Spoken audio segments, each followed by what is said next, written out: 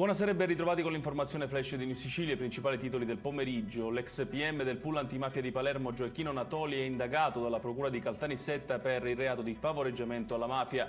A Natoli i PM contestano di aver insabbiato un'indagine su alcuni appalti negli anni 90 per favorire esponenti mafiosi come gli imprenditori Francesco Bonure e Antonino Buscemi.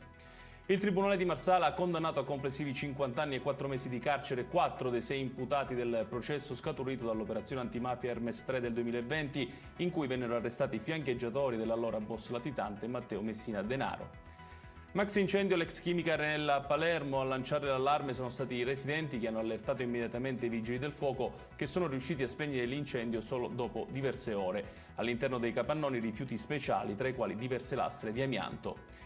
Dramma a Milazzo, nel Messinese, dove una donna è deceduta mentre si trovava in mare. Secondo la ricostruzione, la vittima durante una nuotata avrebbe accusato un malore. Inutile l'intervento dei soccorsi.